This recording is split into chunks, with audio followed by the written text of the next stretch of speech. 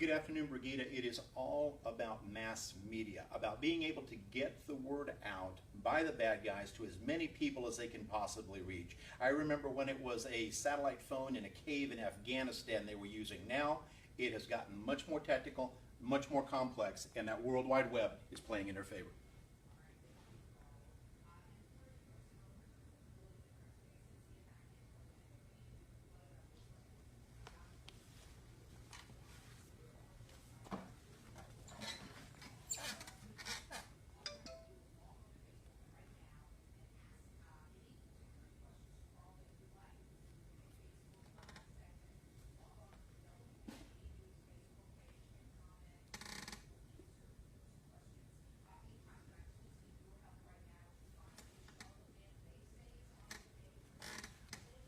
All right, Facebook fans, we are live, and this is our security expert, Karl de la Guerra, and he's here to answer your questions. We have a bunch of people just tuning in saying hi right now, but why don't you introduce yourself?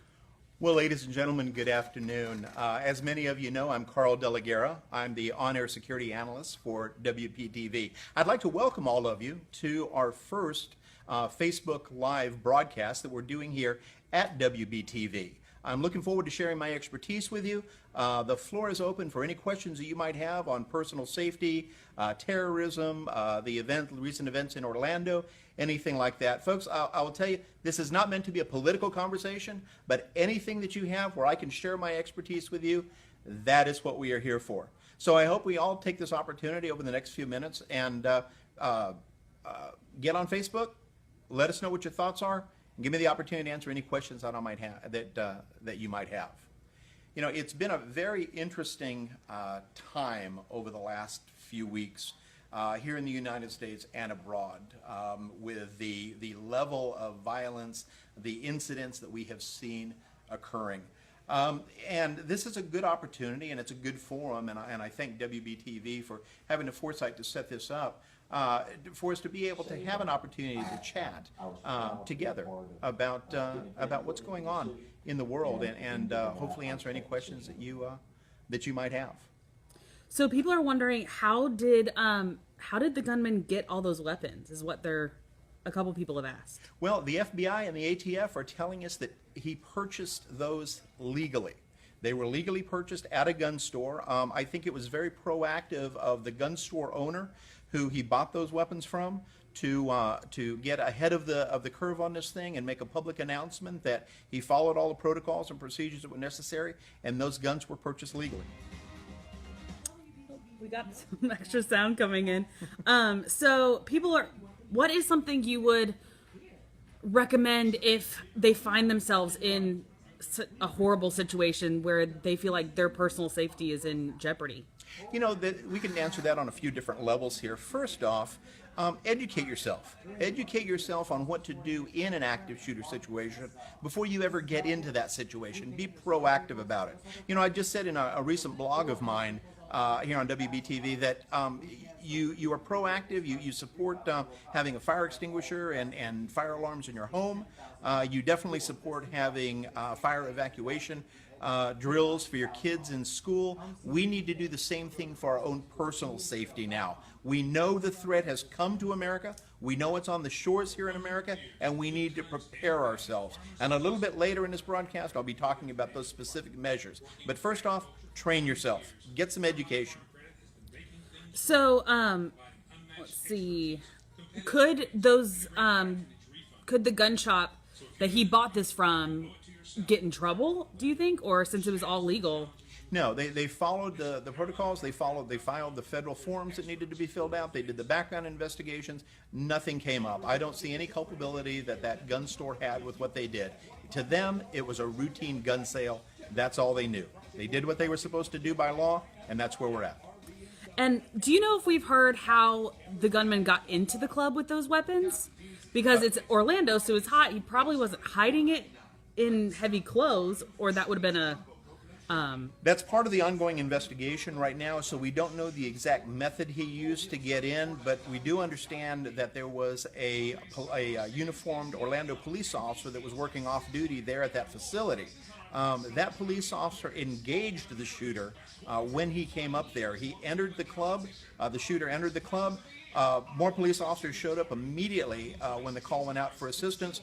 They went in the club, they pushed toward the shooter. Then a second wave of officers came in. They continued to push the shooter until it ultimately ended up, as we know now, in a barricade situation in that bathroom.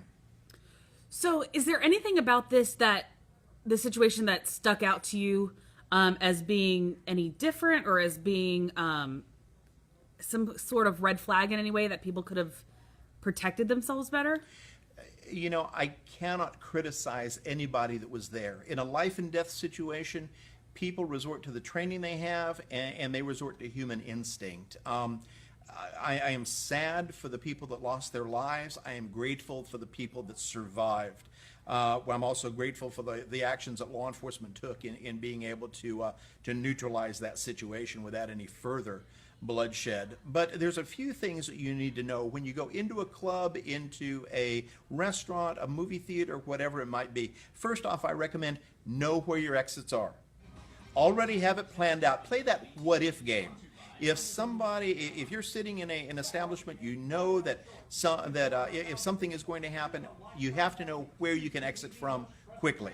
So know those exits. The other thing also, and let me give you a heads up on this, the bad guys are looking for you to have that deer in the headlights look.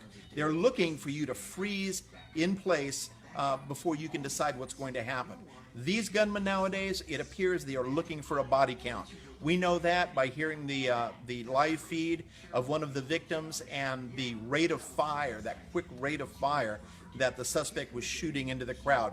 That's a guy that is looking for a high body count. So as hard as this seems, and as much as of against human nature as it is, don't panic, immediately do something. Now every situation is going to be different. A lot of people say, well, Karl, what should I do? Let me tell you something. I don't know what to do because every situation is different, but I will tell you this. Do something and put movement into your equation, into what you do. So, people are asking for if someone works alone and they're by themselves, like, what's your recommendation for someone if they are alone and don't have maybe other people or that much tied behind, I guess, is what they're asking? If I'm understanding the question directly, if you are in an office by yourself, keep the doors locked. Keep the doors locked, even if you have to put a note up, hey, someone is here, knock on the door if you need somebody. Keep the doors locked because it's only you there, and you can't watch every corner at the same time. The other thing I'm recommending also is make sure you have your cell phone handy and you already have a pre-designated number on there that you can call in case there's an emergency. Know how to get to 911. Remember this, one of the first things that leaves, that exits your body in a stressful situation is what we call your fine motor skills. That's the ones you need to push those 911 buttons, this sort of thing. Have a contingency available for that, all right? Don't get stuck by yourself with no plan. If you're going to be by yourself in an office, make sure and have a plan. The other thing we're recommending to people is a fire extinguisher. We are finding those to be incredibly effective tools against active shooters or any type of violence that might come up in your place of work. But every workplace has a fire extinguisher. Don't hesitate. If you're there by yourself, pick up one of those fire extinguishers, put it by your desk as a last resort. And you haven't been able to do anything else. A threat is imminent. Defend yourself. All right, we are actually going to have to go on the move for a little bit because Lindsay is about to come out and do a weather. Okay, let's go. So we're just going to take a little tour and go this way for a little bit. You lead the way. We are so enjoying hearing your questions, everyone, and we are just having to move so that we aren't distracting for weather because we want to make sure you guys know exactly what's happening. So let's just sit out here in the break room. We're going to see some people moving around, but here we go. And I'd like to thank Katie, who's our moderator for today. She is with the social media team here at WBTV. So, Katie, couldn't be doing this without you. Thank you very much. Well, I am so glad to be here and to be able to help answer so many questions. A lot of people have questions about the gun that was used, AR-15. So, why is that available for people to buy, I guess? Well, number one, it is a legal purchased gun at this time in the United States. Now, of course, there's a great debate about that. I'm not here to debate the gun issue, but that gun is legally available out there in the semi-automatic version. And let me clear up this if anybody has a question about it. A military assault rifle, you pull the trigger one time and you keep the trigger down, and that thing is going to keep firing until the magazine is empty. A semi-automatic, like we're seeing sold on the civilian market, like was used in this particular event here, you have to pull the trigger every single time you want that gun to fire. And that is what I heard in that live stream from the victim of the bullets firing out of the gun. That was not from an automatic weapon, folks. That was from a semi-automatic weapon where he was pulling the trigger every single time. Now, we do know this from the ATF Twitter feed. They posted the photos of a weapon. They said it is an AR-15 style weapon. So it is something along that line. Understand the AR-15 is a weapon that can be highly customized aftermarket. So we do know it was an AR-15 style weapon. We also know it was a semi-automatic handgun that was also carried by the suspect. All right, and do you know anything about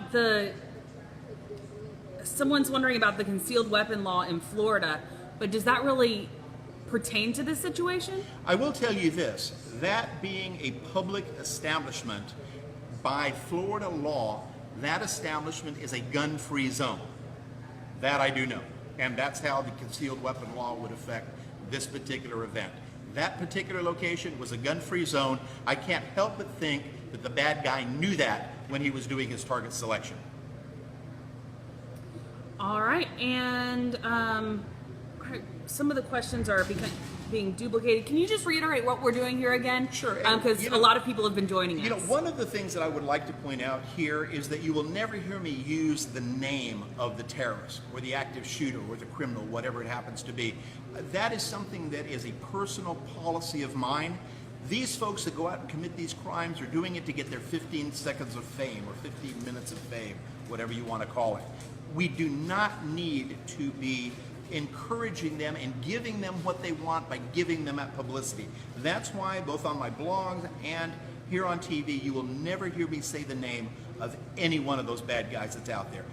Bottom line, they just don't deserve that recognition. And I just wanted to throw that out there for everybody. But what we're doing, just kind of a little break here, I'd like to welcome everybody to our first Facebook live feed here at WBTV. I'm Karl De La Guerra. I'm the on-air security analyst for WBTV. And today we're taking questions here on Facebook Live about anything to do with the public safety aspect of active shooter, safety, survival, what's been going on in Orlando, terrorism, extremists.